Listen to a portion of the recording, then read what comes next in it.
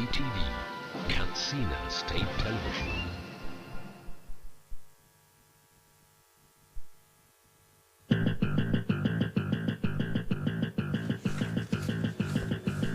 On News Tonight, Governor Aminu Bello Masari assures to partner European Union to address security challenges in Northwest region.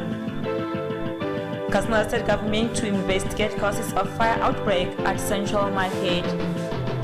Islamic cleric enjoins Muslims to ensure total submission to Almighty Allah.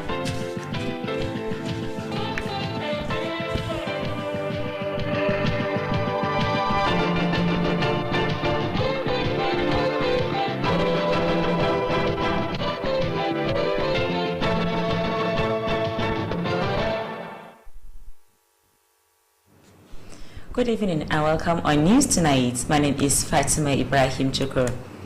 Katsina State Governor Alhaji Aminu Bello Masari has led the governors of Northwest Zone in a meeting with the officials of European Union in Abuja. Government House correspondent Safian Musa reports that the meeting held at the Nigeria head office of European Union in Abuja was attended by governors of Katsina, Zamfara and Sokoto states. The report. Addressing newsmen shortly after, Governor Aminu Bello Masari said the meeting centered on the issue of security challenges affecting the Northwest Zone. The governor, who is also the chairman of Security Committee of the Northern Governors Forum, explained that the governors of the Northwest Zone have unanimously agreed to work together with the European Union towards addressing the menace of kidnapping and armed banditry in the region.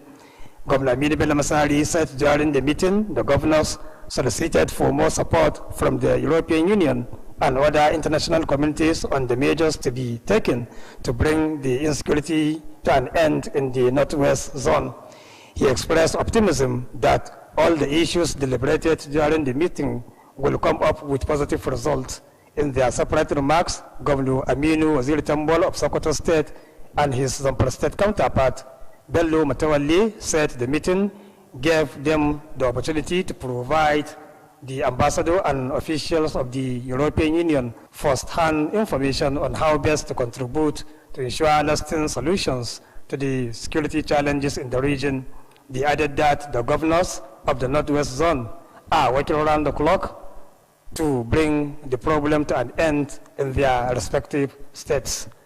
The head of Nigerian office of the European Union, Ambassador Kttv Carson, said the meeting deliberated on various issues the European Union can contribute towards addressing kidnapping and banditry in the Northwest Zone. From Abuja, Safian Musa reporting.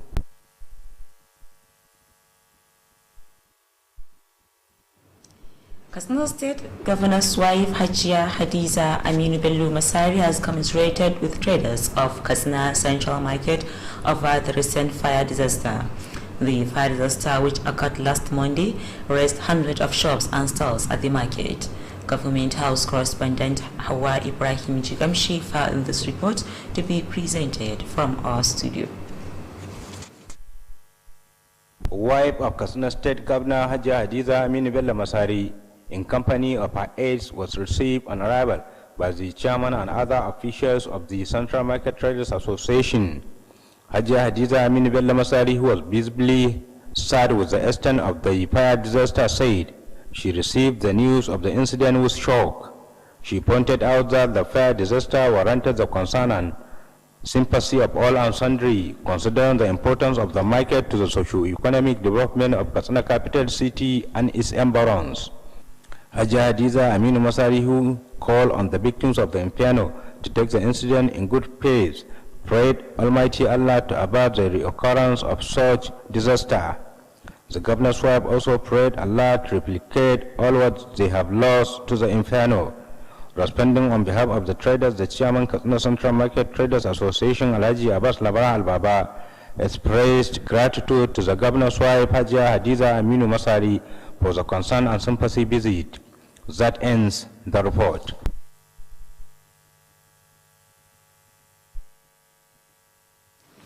Meanwhile, Katsina State government would investigate the cause of the recent fire outbreak at Central Market.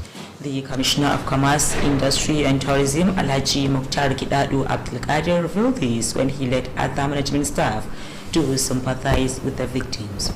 Details of the reports are to be presented from our studio.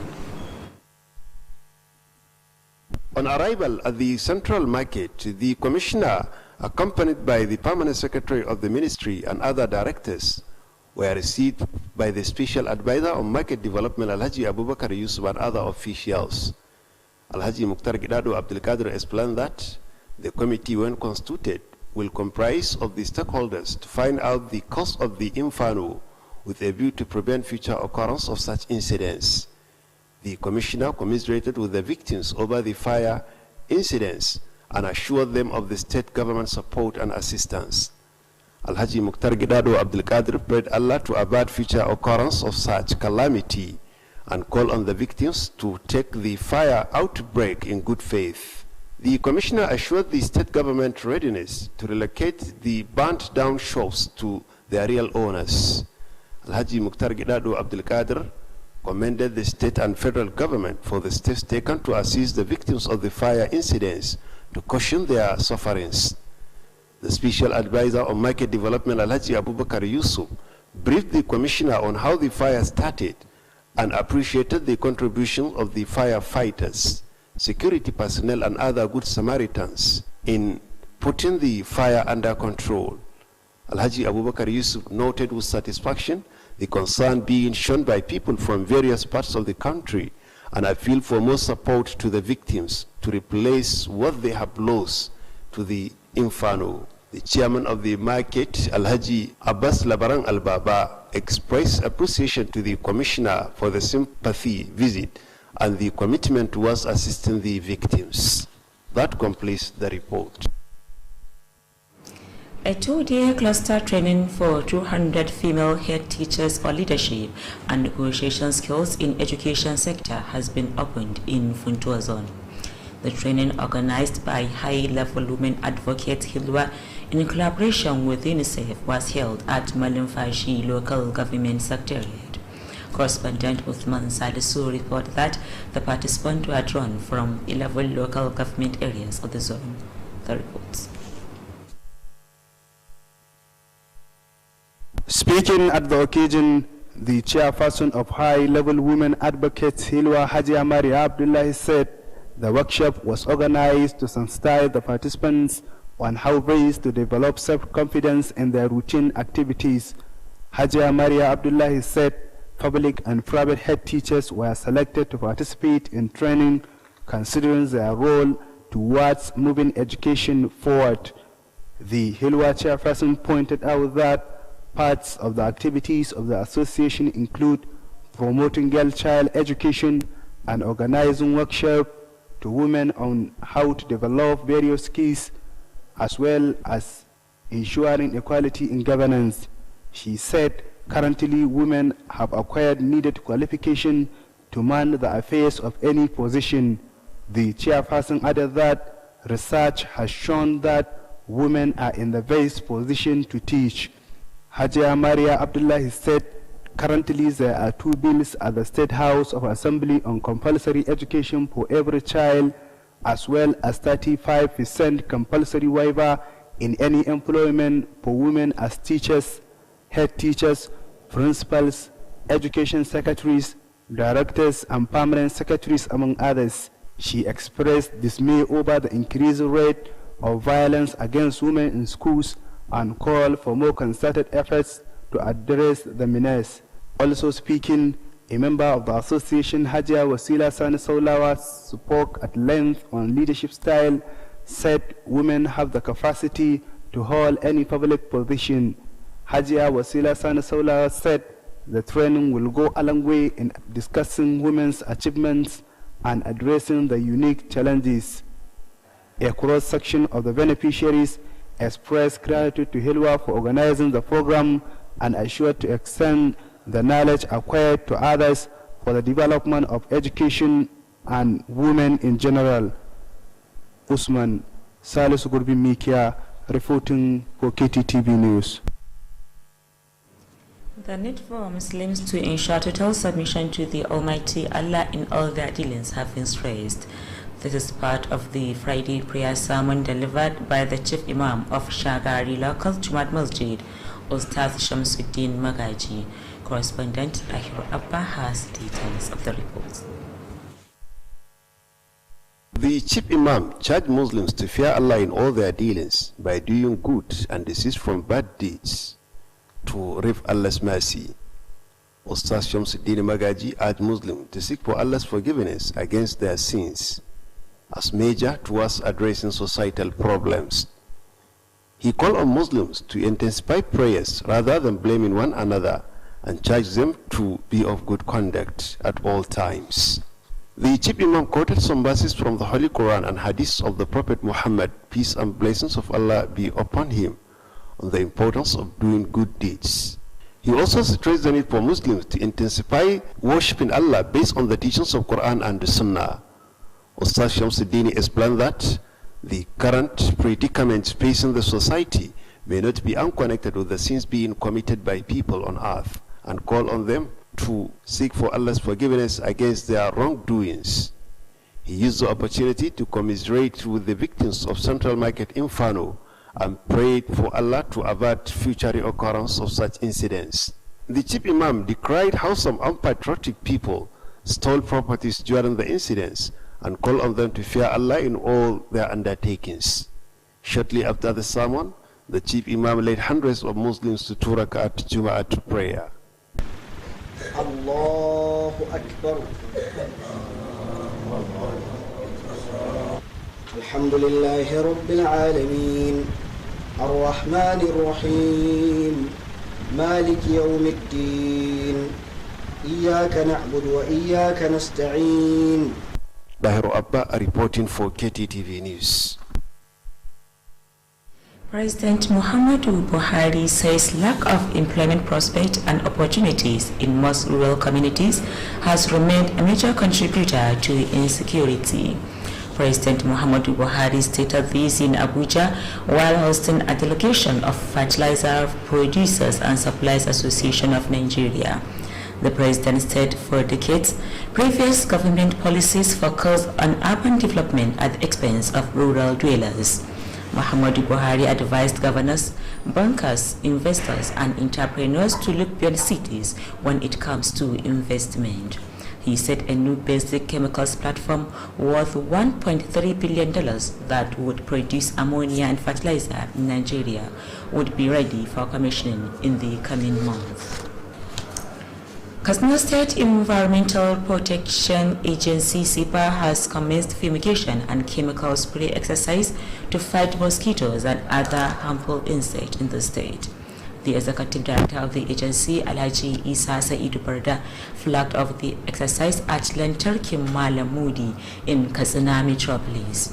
Details of the reports are presented from our studio. Executive Director, represented by a director of the agency, Alhaji Nur Abubakar Kankia, said the exercise will be conducted across the state as part of the effort to fight harmful insects. Alhaji Isa Saidu Barda explained that the exercise is aimed at ensuring healthy and habitable environment and called for the support of all and sundry to achieve the desired objectives. The executive director added that the fumigation exercise will last for 2 weeks to cover various parts of Katsina Metropolis and other local government areas. Alhaji Isa Saidu Barda appreciated the support and cooperation the agency is receiving from traditional institutions and other stakeholders and called for its sustenance. The executive director called on people to desist from dumping refuse on waterways, especially as rainy season is fast approaching, to ensure easy passage of water. Alhaji Isa Saidu Barda assured the agency's determination to work closely with the relevant stakeholders to attain clean and habitable environment. A cross-section of people in the benefiting communities expressed gratitude to SEPA for the exercise as well as their commitment to ensure a healthy environment. They assured their continued support to government policies and programs, especially in the areas of environmental cleanliness. That ends the report.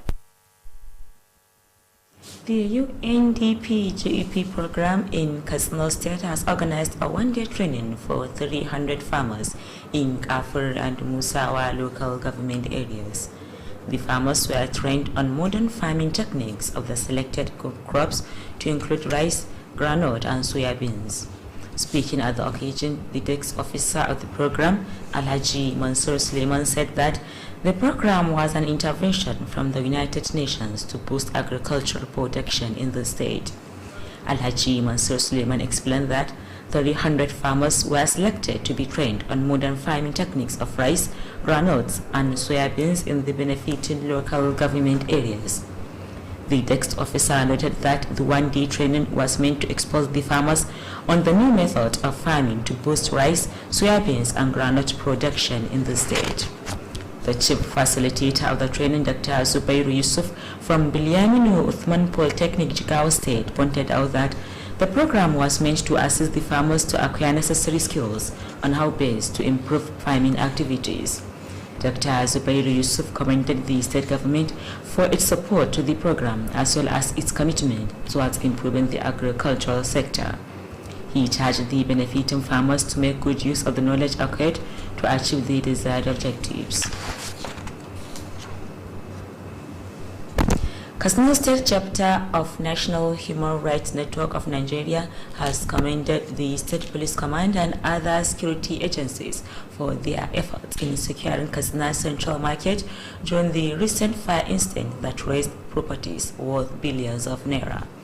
The security agent, especially the police, Nigeria Security and Civil Defense Corps, and the military have exhibited high sense of professionalism in protecting lives and properties during and after the inferno. This is contained in a press release signed by the state coordinator of the NGO, Comrade Abdullahi Ismayamadi. Similarly, the Katsina State Human Rights Network also appreciated the police for apprehending culprits suspected to have carted away properties worth millions of naira at the central market during the fire incidents. The Human Rights Network is in support of proper investigation that will lead to bring the culprits to book. While commending the police and other security personnel for their efforts toward ensuring peaceful coexistence, the coordinator called for more support from the public in uncovering any individual suspected to have stolen any items at the market during and after the inferno. The Katsina State Human Rights Network says it will remain resolute in protecting fundamental human rights. The state chairman of Alias Trade Promoters Cooperative Society, Alhaji Ali Lurwan, has stressed the need for more women participation in entrepreneurship programs for self-reliant. Alhaji Ali Lurwan stated this when he visited Kttv newsroom. According to him, petty trades and handcrafts are contributing immensely toward empowering women for the overall development of the society. Alhaji Ali Lurwan explained that the annual Women Handcraft exhibition is being organized in Katsina State to showcase various locally made products produced by women. The chairman maintained that the program has started attracting patronage from other states in Nigeria and neighboring countries. Alhaji Ali Lurwan stressed the relevance of the Women Handcraft Fair towards improving the living condition of women and appreciated the support being given by the state government to the program. The chairman commended the State Ministry of Women Affairs and that of local government for partnering with the association to ensure the success of this year's exhibition. He assured to work closely with the state government to improve the plight of women for the overall development of the state. With that, we conclude news tonight. Thank you for watching.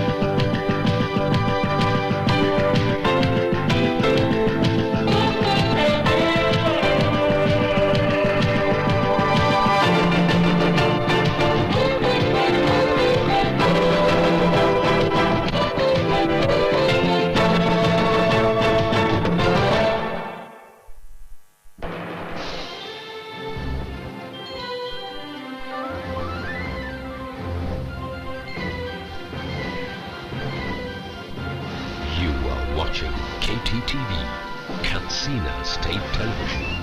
ولنبلونكم بشيء من الخوف والجوع ونقص من الأموال والأنفس والثمرات وبشر الصابرين. Inna lillahi wa inna ilaihi raji'un. Allah cikin ikonsa da buwayarsa shine ya jarabci al'ummar da ke kasuwanci a cikin babbar kasuwar garin Katsina, wato Katsina Central Market, inda suka hadu da ibtila'i na gobara wadda ta janyo hasarar dukiyoyi mai dimbin yawa. Hakan ya sanya injiniya Nuru Abdulrahman Rafin Dadi, shugaban hukumar kula da gyaran hanyoyin tarayyar Najeriya, wato FEMA, ke mika sakon jajantawa da tausayawa ga daukacin 'yan kasuwar da abin ya shafa. Allah ya ba su ikon dangana da kuma cinye jarabawar da ya masu, ya kuma maida masu da mafi alkhairin abin da suka rasa, sannan ya kare faruwar hakan a gaba. Amin summa amin. Haka kuma shugaban na FEMA na mika sakon jajantawa da mai girma shugaban kasar Najeriya Muhammadu Buhari, da mai girma gwamnan jihar Katsina Right Honorable Aminu Bello Masari, da mataimakinsa Alhaji Manar Yakubu, da shugaban majalisar dokoki ta jihar Katsina Honorable Tasu Musa Mai Gari, da sakataren gwamnatin jihar Katsina Dr. Mustapha Muhammad Inuwa, da shugaban ma'aikatan gidan gwamnatin jihar Katsina Alhaji Muntari Lawal, da shugaban jam'iyyar APC na jihar Katsina Alhaji Shitu S Shitu, da Alhaji Dahiru Barau Mangal, da mai ba gwamnan jihar Katsina shawara akan kasuwanci Alhaji Abubakar Yusuf, da shugaban 'yan kasuwa na jihar Katsina Alhaji Majita Fala Miss Gafai Dan Maliki, da shugaban 'yan kasuwa ta Central Market Alhaji Abbas Labaran Albaba. Haka kuma injiniya Nuru Abdulrahman Rafin Dadi na mika sakon jajantawa ga masarautar Katsina da Daura da ma sauran daukacin al'ummar jihar Katsina baki daya. Wannan sako ne na jajantawa da tausayawa daga injiniya Nuru Abdulrahman Rafin Dadi, shugaban hukumar kula da gyaran hanyoyin tarayyar Najeriya, wato FEMA. Alladhina idza asabatuhum musibatun qalu inna lillahi wa inna ilayhi raji'un. Kamfanin nan almusiki bencin zanje kwasar gara basa. Kamfanin da ya zarce dukkan sauragun sauki da albarka. Alamun ci gaba yakan fara ne daga ɗaukan matakan kwarai. Al-Music Ventures, kamfanin sauki da rangwame na Alhaji Musa Ibrahim Captain. Muna muku albishir da cewa mun tanadar muku da kayayyakin masarufi iri daban-daban don masu buƙatar saye kaɗan ko tsari. Waɗanda suka hada da shinkafa irin tamu gida mai suna Jamila. Da ta kamfanin Aldusa muna da fulawa iri daban-daban, sukari na buhunna, gishiri saman bita, indomie, taliya da makaroni namu na gida. Al-Music Ventures na sayar da nau'in dunkulen magi kala-kala, madara da sauran kayan shayi, complex, biskit na kwali, lemunan sha na roba da na kwali, sabulan wanki da na wanka masu kamshi da kwantar da zuciya. Al-Music Ventures mun tanadar muku da wurin aje ababen hawa wadatacce gami da matakan tsaro na musamman. Al-Music Ventures na godiya ta musamman ga daukacin jama'a da suka zo wurin mu don sayan kaya da masu saida musu. Allah ya bar zumunci, amin. Kada ku manta, Al-Music Ventures muna nan a sabon wurin mu na aje kayayyaki wato waya house. Idan kun shawo bayan gidan man dan tukura, tsohuwar yan katako akan hanyar ku ta zuwa Kobran Dorowa. Al-Music Ventures muna maraba da kowa da kowa, sai kun zo.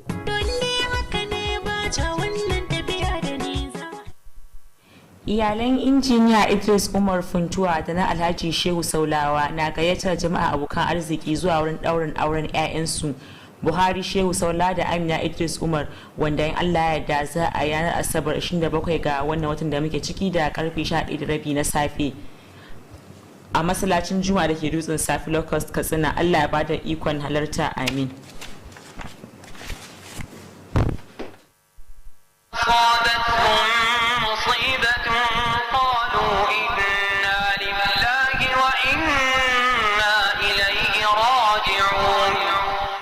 Inna lillahi wa inna ilaihi raji'un. Alhaji Ladan Wafa, babban manajan daraktan Wafa Investment, a madadin shi kansa da daukacin ma'aikatan Wafa Investment suna miƙa sakon jajantawa ga daukacin 'yan kasuwar babbar kasuwar Santara da ke nan birnin Katsina a bisa ibtila'in gobara da ya fada ma kasuwar a ranar Litinin 22 ga watan uku na shekarar nan ta 2021. Alhaji Ladan Wafa, babban manajan daraktan Wafa Investment, da addu'ar Allah ya musanya masa rufi alkhairi, Allah kuma ya kare gaba. Alhaji Ladan Wafa, babban manajan daraktan Wafa Investment, da kuma mika sakon jajantawa ga mai girma gwamnan jihar Katsina Honorable Aminu Bello Masari, mai martaba sarkin Katsina Alhaji Dr. Abdulmumini Kabir Usman, da mai martaba sarkin Daura Alhaji Umar Faruk Umar, da daukacin al'ummar jihar Katsina baki daya. Wannan sako ne daga babban manajan daraktan Wafa Investment Alhaji Ladan Wafa a madadin shi kansa da daukacin ma'aikatan Wafa Investment Katsina. Alladhina idza asabatuhum musibatun qalu inna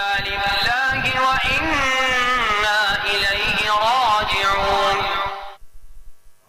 Iyalan Alhaji Lawal Sha'ibu Lumbu maji kiran durbi da na Malam Umar mai sharaf tsohuwar kasuwa suna farin cikin gayyatar 'yan uwa da abokan arziki zuwa wajen daurin auren 'ya'yansu.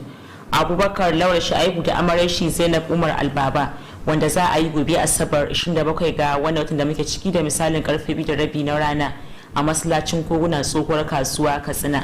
Allah ba da ikon zuwa, amin.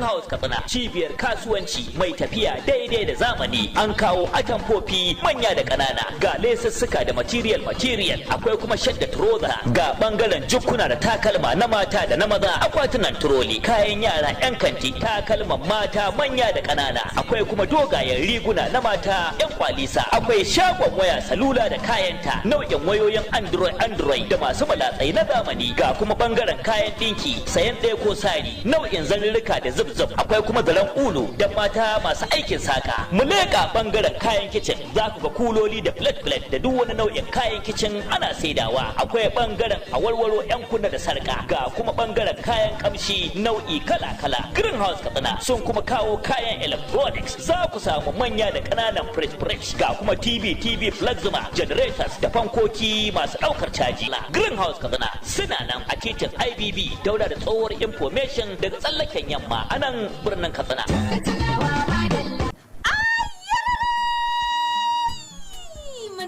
Muhammad Sabiu Adoro na farin cikin gayyatar 'yan uwa da abokan arziki zuwa wajen daurin auren diyar shi Amina Muhammad Sabiu wanda za a yi gobe Asabar 27 ga wani watan da muke ciki da misalin karfe 11:30 na safe a gidan shi da ke bayan Albustan Hotel Kofar Kwaya Katsina. Allah ya bada ikon zuwa, amin.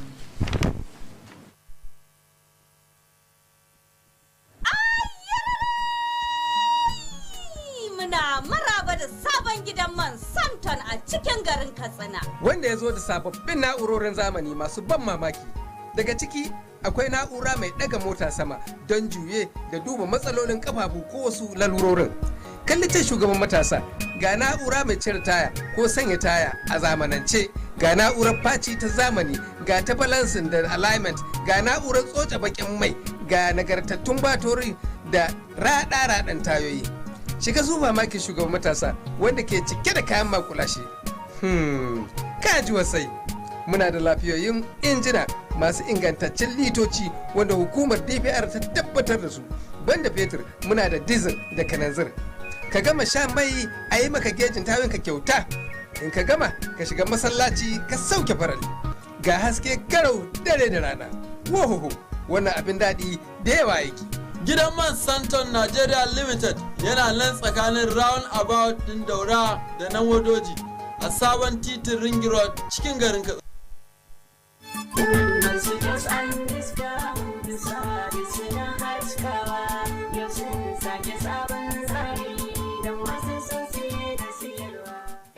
Masu iya magana suka ce na zaune dai bai ga gari ba, kuma idan baka san gari ba to saurari daka. Ma'abota son ingantattun kayan fanuca na ɗaki ko ofis to albishirinku, Omar Stores, Shopping Mall, ɗaya tamkar da goma. Idan ana magana wurin da ake samun kaya masu aminci na fanuca tuni sun yi zarra a wannan harkar. Domin a wurin Umar Stores ake samun kujerun alfarma da gadaje da duniya ke yayi, irin na ƙasashen ƙetare, kamar na ƙasar Saudiya, Dubai, China, Italy da ƙasar Turkiya, irin su Queen's Bed, Angel Bed, Diamond Bed, Blue Dreams da kuma King's Bed. A bangaren kujeru kuwa idanuwan ku su ne shaida, domin muna da su nau'i.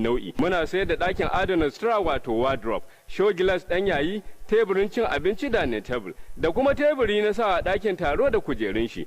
Masu buƙatar kayan kallo da kayan kicin Alhaji Umaru ya la'akari da buƙatunku. Fridge, injinan wanki, mata masu buƙatar atamfofi na shiga tsara da lesussuka 'yan yayi masu aje irin naku, muna da kayan 'yan kanti na maza da mata, takalman sa da jikuna, kayan wasannin yara, akwai su sai kun darje. Sannan mun yi shiri na musamman na amfani da na'urar cire kuɗi nan take wato POS machine don kawo sauki ga abokan huda. Umar Store Shopping Mall na nan akan titin IBB akan hanyar zuwa babban masallacin Juma'a na Kofar Soro na birnin Katsina, ko kuma sabon shagon mu na Umar Stores and Discount Limited da ke kan titin zuwa tsohon CBN yana kallon sabon bankin First Bank.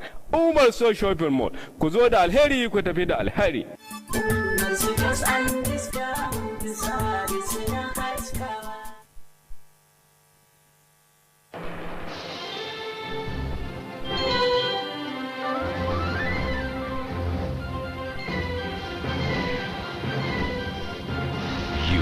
watching Kttv, Katsina State Television.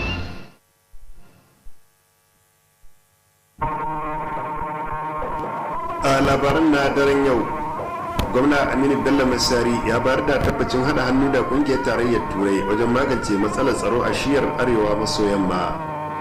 Gwamnatin jihar Katsina za ta kafa wani kwamiti da zai binciki abinda ya haddasa gobara a babbar kasuwar Katsina. Wani malamin addinin Islama ya yi kira ga musulmi da su miƙa wuya ga Allah maɗaukakin sarki.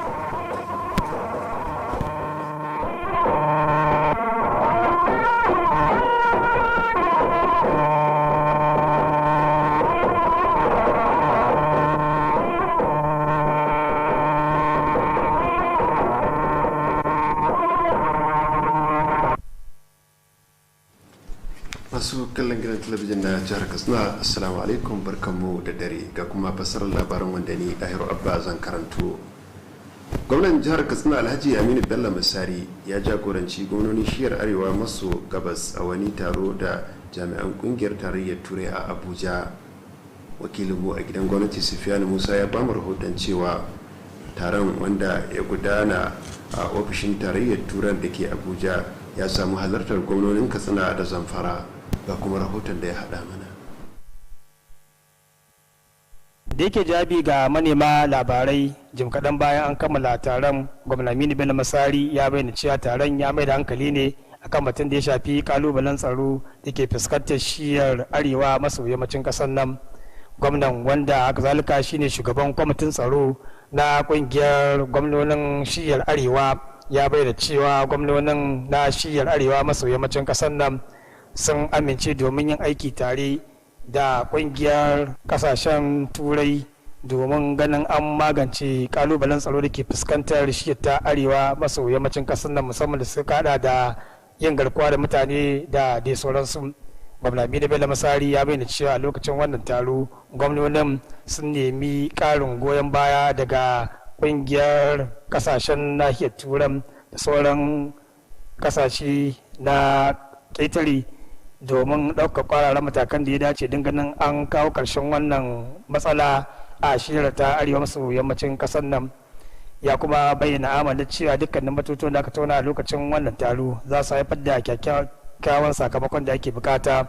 A jawabansu daban-daban, gwamnan jihar Sokoto Aminu Waziri Tambuwal da takwaransa na jihar Zamfara Bello Matawalli sun bayyana cewa taron ya ba gwamnonin dama domin ba da cikakken bayani ga jakada da kuma sauran wakilai na kungiyar kasashen nahiyar turan da cikakkun bayanai, wanda hakan zai taimaka don su ba da gudunmarsu don ganin an kawo ƙarshen wannan matsala ta tsaro a shiyar ta arewa maso yammacin ƙasar nan.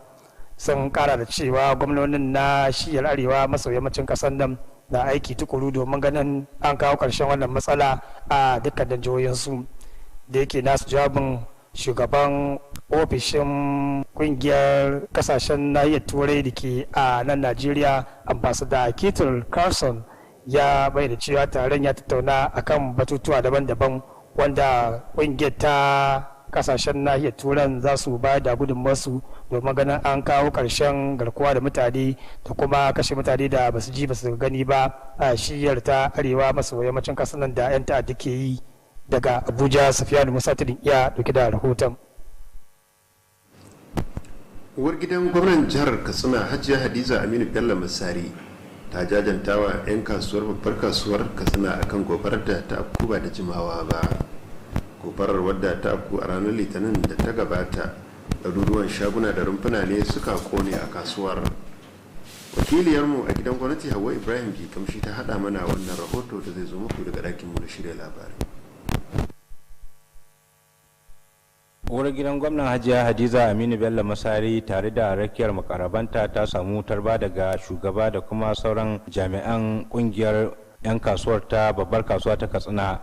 Hajiya Hadiza Aminu Bello Masari, wadda ta bayyana rashin jin daɗi dangane da wannan annoba ta gobara, ta ce ta samu labarin wannan gobara a cikin kaduwa.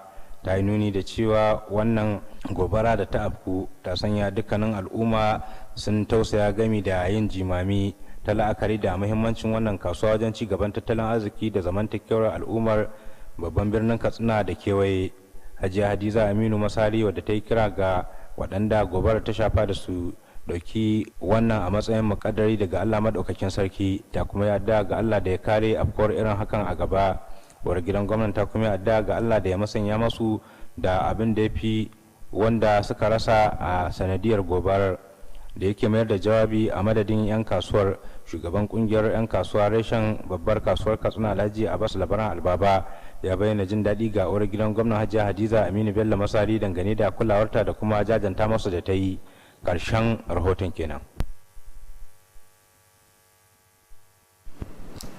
Gwamnatin jihar Katsina ta bayar da tabbacin kafa wani kwamiti da zai bincika abin da ya haddasa gobara a babbar kasuwar Katsina.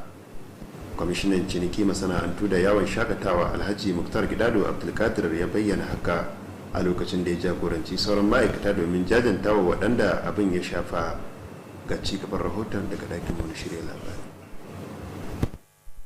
A lokacin da suka iso babbar kasuwar ta Katsina, kwamishinan wanda ya samu rakiyar babban sakataren ma'aikatar da kuma daraktocinta ya samu karba daga mai bayar da shawara na musamman akan cigaban kasuwa Alhaji Abubakar Yusuf da sauran jami'ai.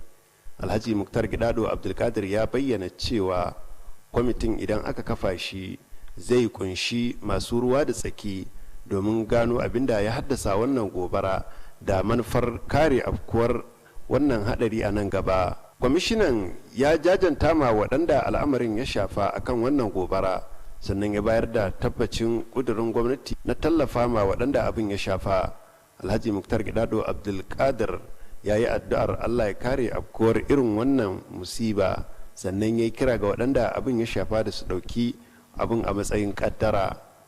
Kwamishinan ya bayar da tabbacin cewa gwamnatin shirye take da ta maida ma waɗanda shagunansu suka ƙone. Alhaji Muktar Gidado Abdulkadir ya yaba ma gwamnatin jiha da ta tarayya akan matakan da suka ɗauka na tallafa ma waɗanda abin ya shafa domin rage musu wahalhalun da suka fuskanta. Mai bayar da shawara na musamman akan ci gaban kasuwa Alhaji Abubakar Yusuf ya yi ma kwamishinan bayani akan yadda wannan gobara ta fara, sannan ya nuna jin daɗin shi akan gudunmuwar da jami'an kashe gobara suka bayar da kuma sauran al'umma wajen ganin an kashe wannan wutar. Alhaji Abubakar Yusuf ya nuna gamsuwar shi akan kulawar da al'umma suka nuna daga bangarori daban-daban na kasar nan, sannan ya yi roƙo da ƙarin goyon baya da tallafi ga waɗanda wannan iftila'i ya shafa domin maye masu abin da suka rasa a lokacin wannan gobara. Shugaban kasuwa Alhaji Abbas Labaran Albaba ya bayyana godiyarsa ga kwamishinan akan wannan ziyara ta jajantawa da kuma kudurin gwamnati wajen tallafa ma waɗanda abin ya shafa. Ƙarshen rahoton kenan.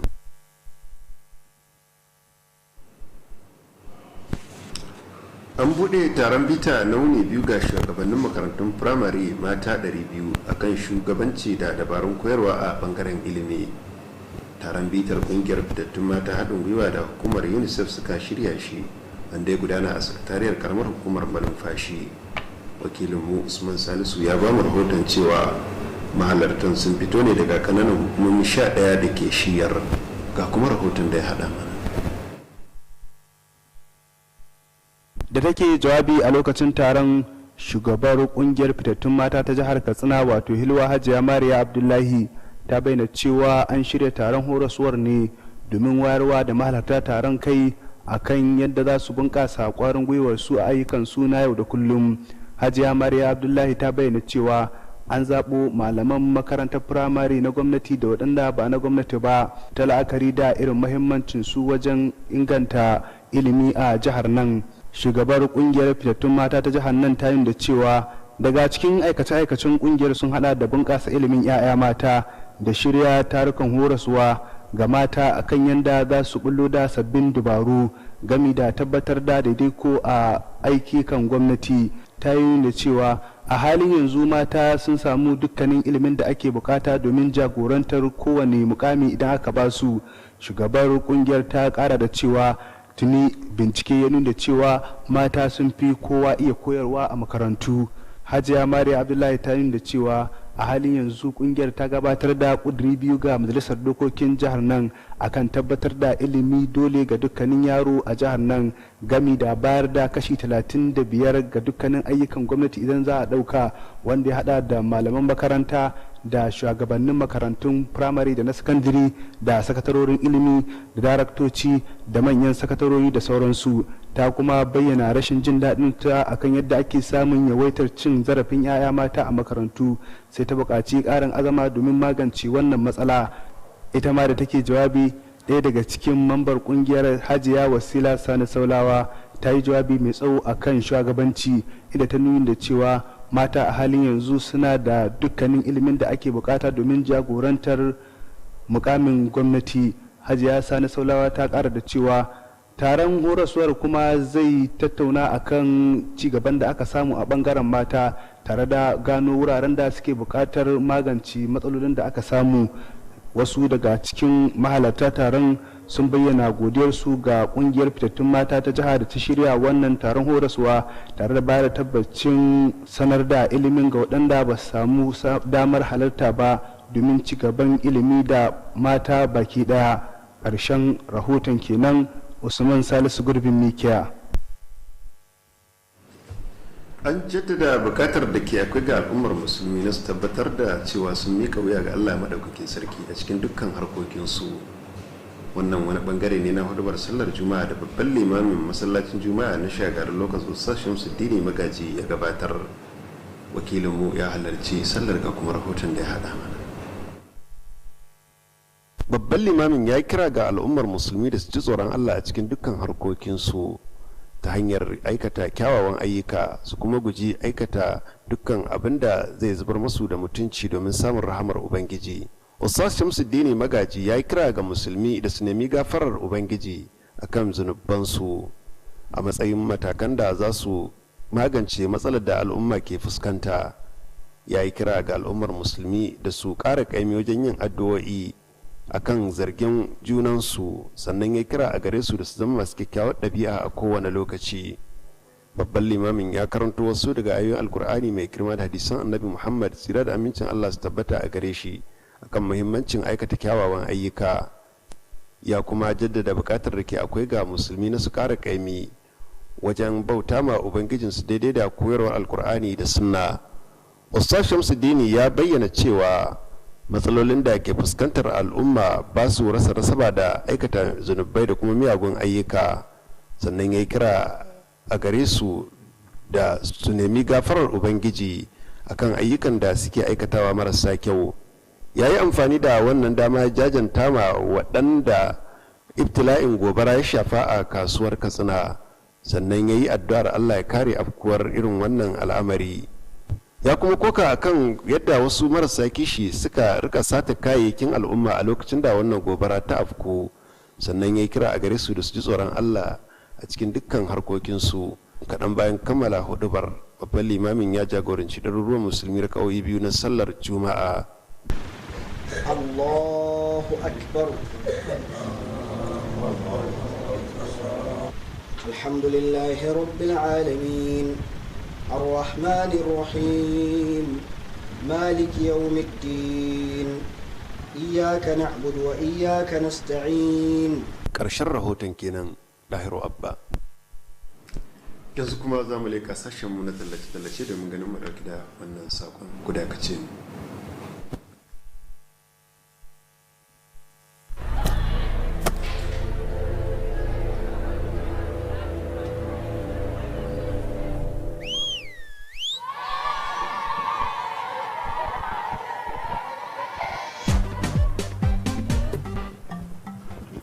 Zai samu.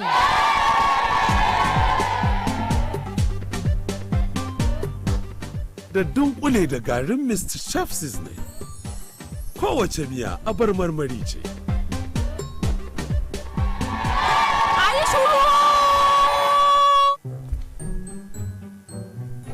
Ni ce ta farko. Mr. Chef mai sanya marmarin gaske. Sweet nutrition. Barkanmu da dawowa.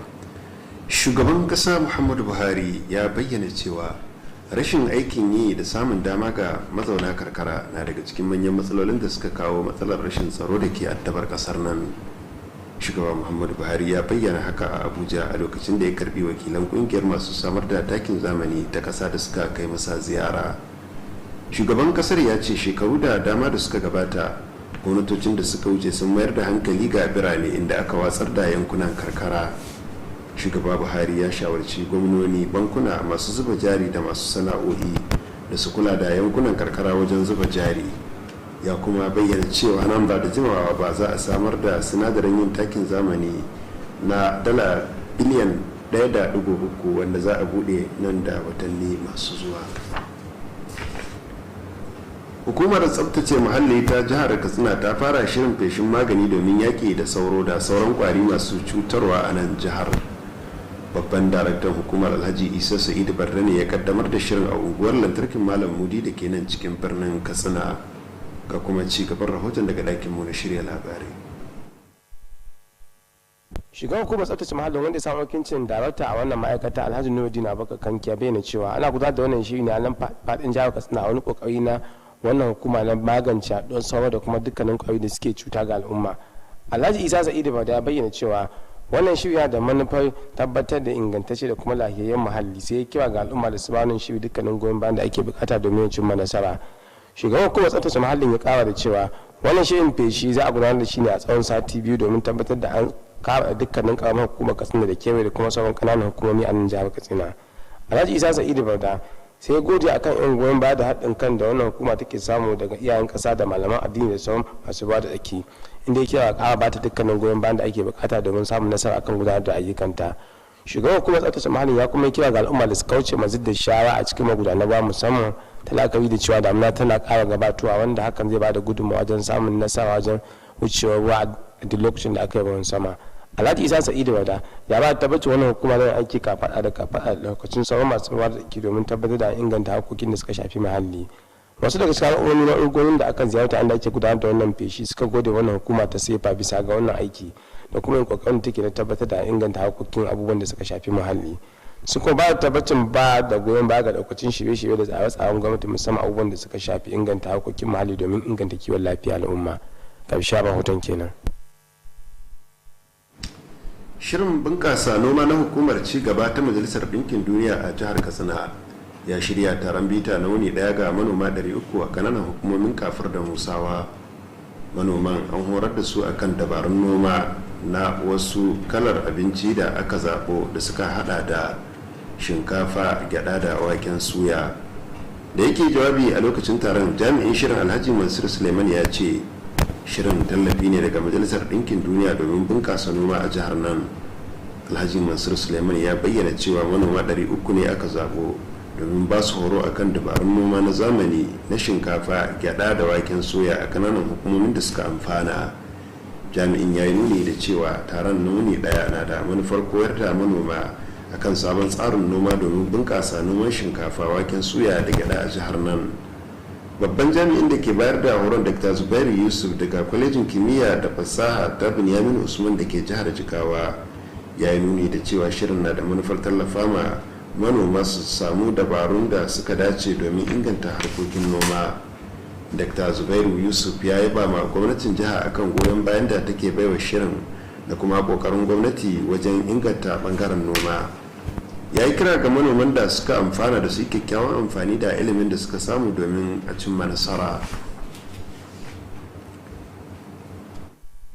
Ƙungiyar kare haƙƙin bil'adama ta ƙasar reshen jihar Katsina mai suna National Human Rights Network of Nigeria a turance ta yaba ma rundunar 'yan sanda ta jiha da sauran hukumomin tsaro akan ƙoƙarinsu na kawo tsaro a babbar kasuwar Katsina a lokacin gobarar da ta afku wadda ta kone kayayyakin miliyoyin nerori. Jami'an tsaron musamman 'yan sanda, civil defense da sojoji sun nuna kwarewa wajen kare rayuka da dukiyoyin al'umma a lokacin gobarar da ma bayan afkuwarta. Wannan na kunshe ne a wata takardar manema labarai da ke rage da sa hannun jami'in kungiyar na jiha Abdullahi Izuma Yamadi. Ya kuma yaba ma 'yan sanda akan kama waɗanda ake zargi da satar kayayyakin miliyoyin nerori a babbar kasuwar biyo bayan samun gobarar. Ƙungiyar na taimakawa wajen tabbatar da ingantaccen bincike da zai kai ga gabatar da waɗanda ake zargi da yin sace-sace a gaban kuliya. sa'ilin da take yaba ma 'yan sanda da sauran jami'an tsaro akan kokarinsu wajen tabbatar da zaman lafiya, ƙungiyar ta kare haƙƙin bil'adama ta yi kira ga ƙarin goyon bayan daga al'umma wajen gano waɗanda ake zargi da satar wani abu a kasuwar a lokacin da kuma bayan gobarar. Ƙungiyar kare haƙƙin bil'adaman ta jiha ta ce shirye take wajen kare haƙƙin bil'adama da ma jama'ar jihar nan baki daya. Shugaban ƙungiyar da ke bunƙasa kasuwanci mai suna Alias Trade Promoters Cooperative Society a turanci Alhaji Aliyu Lurwan ya jaddada buƙatar da ke akwai na shigar mata cikin shirin sana'o'i domin su zama masu dogaro da kai. Alhaji Aliyu Lurwan ya bayyana haka a lokacin da ya ziyarci ɗakin labaru na gidan talabijin na jihar Katsina. Kamar yadda ya bayyana, kananan sana'o'i da sana'o'in hannu na taimakawa matuƙa wajen tallafa ma mata domin ci gaban al'umma baki daya. Alhaji Aliyu Lurwan ya bayyana cewa taron baje kolin kayayyakin da mata suka sana'anta na shekara-shekara gwamnatin jihar Katsina ke shirya shi domin nuna kayayyakin da mata suka aiwatar. Shugaban ya tabbatar cewa shirin ya fara jawo hankalin masu saye daga sauran jihohin kasar nan da ma makwabtan kasashe. Alhaji Ali Lurwan ya jaddada muhimmancin aikin hannu da mata ke aiwatarwa wajen inganta rayuwar mata, sannan ya ba da goyon bayan da gwamnatin jihar ke bayarwa ga shirin. Shugaban ya yaba ma ma'aikatar harkokin mata ta jiha da kananan hukumomi akan haɗa gwiwa da ƙungiyar domin tabbatar da nasarar shirin baje kolin wannan shekara. Ya kuma bayar da tabbacin yin aiki kafada da gwamnatin jiha domin inganta rayuwar mata domin ci gaban jiha. Masu kallon mu da kuma na rahoton mu kawo karshen labarin a halin yanzu mu kana lafiya. Allah ya ba mu alheri.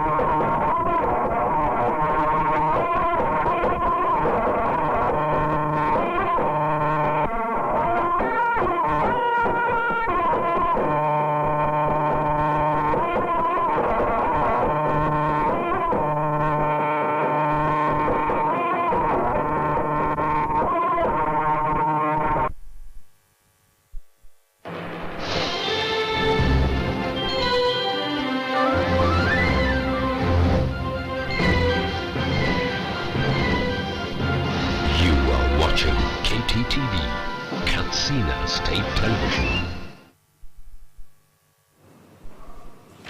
Iyalan injiniya Idris Umar Funtuwa da na Alhaji Shehu Saulawa na gayyatar jama'a abokan arziki zuwa wurin ɗaurin auren 'ya'yansu Buhari Shehu Saulawa da Amina Idris Umar, wanda in Allah ya yarda za a yi ranar Asabar 27 ga wannan watan da muke ciki da karfe 11:30 na safe a masallacin Juma'a da ke dutsen safi Locust Katsina. Allah ba da ikon halarta, amin.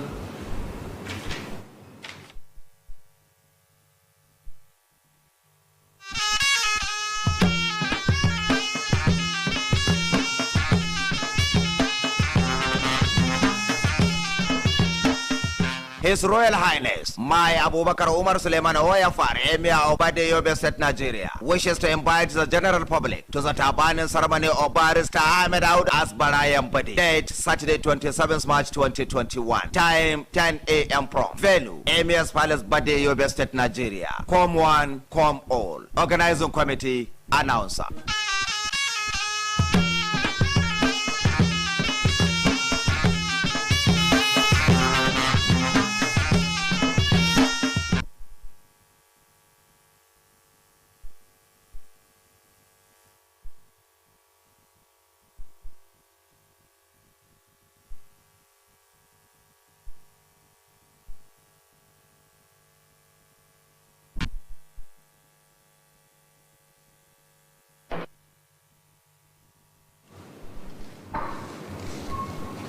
Iyalan Muhammad Sadu Adoro na farin cikin gayyatar 'yan uwa da abokan arziki zuwa watan ɗaurin auren diyar shi Amina Muhammad Sabi'u, wanda za a yi gobe Asabar 27 ga wani watan da muke ciki da misalin karfe 11:30 na safe a gidan shi da ke bayan Albustan Hotel kofar Kwaya Katsina.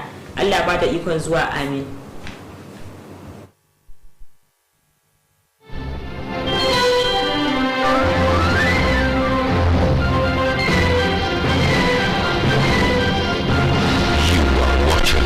Kttv, Katsina State Television. Dalan Alhaji Lawal Sha'ibu Lumbo maci kiran durbi da na Malam Umar mai Sharaf tsohuwar kasuwa suna farin cikin gaitar 'yan uwa da abokan arziki zuwa wajen ɗaurin auren 'ya'yansu Abubakar Lawal Sha'ibu da amaryoshi Zainab Umar Albaba, wanda za a yi gobe Asabar 27 ga wani watan da muke ciki da misalin karfe 2:30 na rana a masallacin Koguna tsohuwar kasuwa Katsina.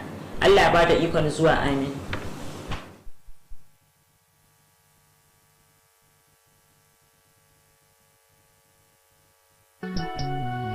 Ya hana shirka lokacin buɗe maka, ya hana shirka lokacin buɗe maka.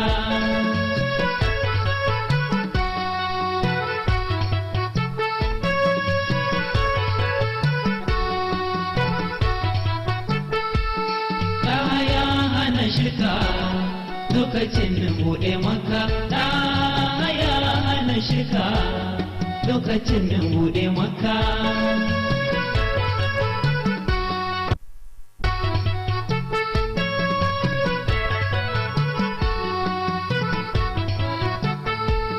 Bari bismillahi mu kira lillahi. Bari bismillahi mu kira lillahi.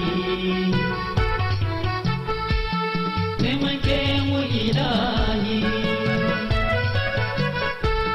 Taimake mu ilahi. Taimake mu ilahi. Ya Rasulillahi Mustafa mai maka, ya hana shirka lokacin buɗe maka.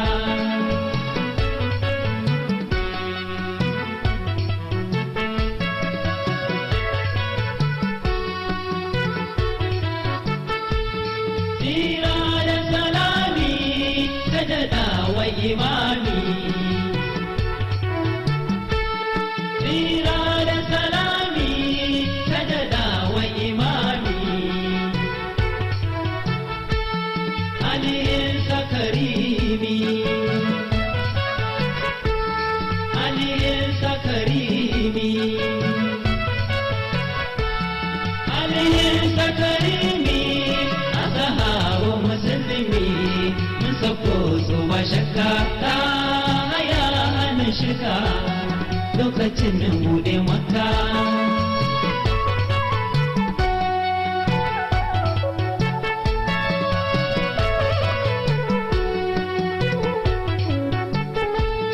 Ya Allahumma jaddada mana himma.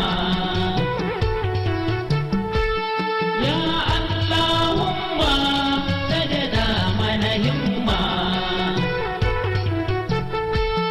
Ka tsare mu na dama. Ka tsare mu na dama. Ka tsare mu na dama. Ka daɗa mana hikima ta yabo ga manzanka, ya hana shirka lokacin buɗe maka.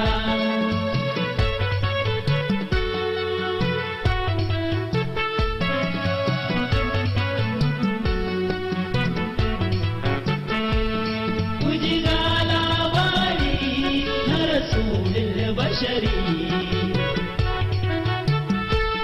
Kuji ga labari na Rasulul Bashari.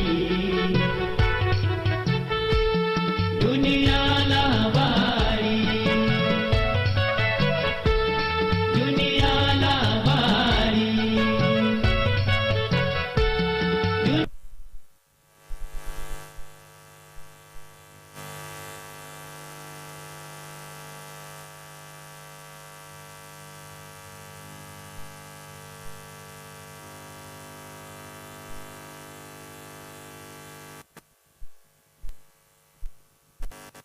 matters of civil war.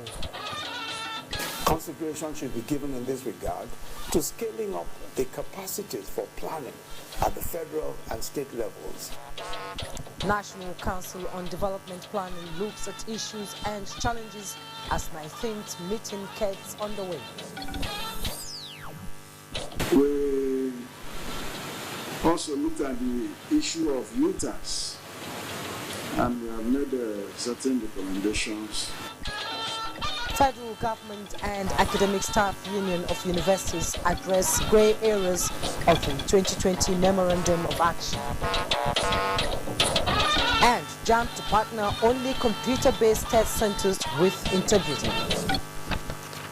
Good evening and welcome to NTA Network News. We are live in Abuja. I am Juma Yusuf. Dotun Ogunyami will be joining me from our Lagos Network Center. It's a pleasure having you join us.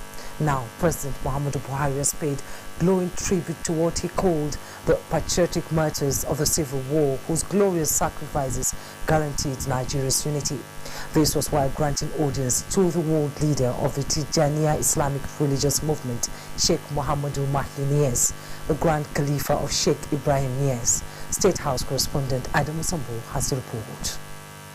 Sheikh Muhammadul Mahi Niasse, accompanied by leaders of the religious sect within and outside Nigeria, was in the State House to formally introduce himself as the new leader of the Tijaniya Islamic religious movement to the government and people of Nigeria. President Muhammadu Buhari thanked the movement for profusely praying for an end to Nigeria's civil war as well as the reunification of the country. The president recalled that in the civil war that lasted 30 months, Nigerians on both sides lost numerous lives and prayed that never again shall the nation experience such. He welcomed the Grand Khalifa to Nigeria and commended their efforts in finding solutions to the problems of security in the country. President Buhari described the visit of the spiritual leader as historical and formally appreciated the religious sect for carrying out its activities in a peaceful manner. The leader of the Tijaniya movement in Nigeria, Sheikh Dahiru Usman Bauchi, described the sect as the largest with 70 million followers across the globe and prayed for continued peace and blessings of the country. During the event, Sheikh Niasse led prayers for peace, unity and greatness of Nigeria. From the State House, Adamu Sambo, NTA News. Meanwhile, President Muhammadu Buhari has also granted audience to former head of state, General Abdulsalami Abubakar. State House correspondent Adamu Sambo reports that the engagement between the president and former Nigerian leader held behind closed doors. Details of their discussions that lasted about 30 minutes were not made public, and efforts to hear from the former head of state proved abortive. NTA News, however, learned that issues relating to the state of the nation and the way forward were analyzed. General Abdulsalami Abubakar is the chairman National Peace Committee, conceptualized in 2014 in response to emerging threats associated with general elections. The president also received the chairman of the National Drug Law Enforcement Agency and former governor of Lagos State, retired Brigadier General Muhammad Buba Marwa. Now, Vice President Yemi Osinbajo says for the country to have a society and economy that works for all Nigeria's national development plans must, among other things, promote economic diversification and flexible enough to absorb shocks and adapt to swiftly changing national and international conditions. The Vice President said this in a keynote address delivered virtually at the 19th meeting of the National Council on Development Planning, themed National Development Planning in Nigeria, Issues and Challenges. State House correspondent Jido Onifadi tells us more. It is generally agreed that the primary purpose of planning in the economy is to accelerate growth and development outcomes that will improve lives.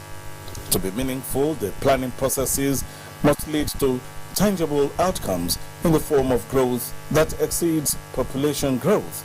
And this is the view of Vice President Yemi Osinbajo, who says plans must bring about an economy and society that works for all Nigerians. Plans, of course, should be uplifting, ambitious, but they should make provision for overcoming resource and capacity constraints as well. Consideration should be given in this regard to scaling up the capacities for planning at the federal and state levels through training and professionalization of the planning cadres in the various ministries. The Vice President says an aspect of national planning that is often overlooked is how to manage distributional outcomes in a rapidly changing economic environment. But perhaps more important is realizing that government simply cannot muster all the resources that the economy requires. The biggest player will always be the private sector. Planning must therefore focus on creating the right circumstances for local and foreign investment and their participation in the economy. The success that we achieved in terms of pulling the economy out of recession is a result of the increased collaboration and cooperation. Vice President Oshimbaju also tasked stakeholders to work hard to overcome challenges of implementation and coordination in the execution of development plans.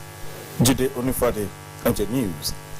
A coordinating committee on beneficial ownership implementation in Nigeria is to be set up by the Nigerian Extractive Industries Transparency Initiative. Executive Secretary of NETI, Dr. Ogbonaya Oji, made the disclosure while addressing a forum of government agencies, companies, civil society, and the media on beneficial ownership implementation in the extractive industry in Nigeria. Dr. Oji noted that Nigeria has two commitments to beneficial ownership reporting, which involves compliance with the Extractive Industries Transparency Initiative and response to the commitment made by Nigeria to the Open Government Partnership. Was discovered it cannot go much further if this information about who owns what in the industry are still kept secret. Not knowing who owns what in the oil and gas industry and in the mining industry poses serious dangers to individual country members and even the global community at large. We are taking the register to the next level, where to ensure that the identity submitted is valid, we are integrating our system with the National Identity Card Management Database so that at the point of registration, all you need to do is to submit your national ID number.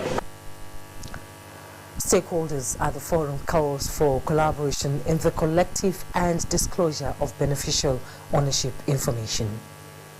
Talking education now, the federal government and Academic Staff Union of Universities, ASU, have had far-reaching agreements on the Memorandum of Action of 2020. Some of the resolutions were settlement of all outstanding salaries of ASU members and activation of the University Transparency and Accountability Solution, UTAS. Charles Alpha reports. The meeting was to review state of implementation of the Memorandum of Action 2020, which include revitalization fund for public universities, earned academic allowances,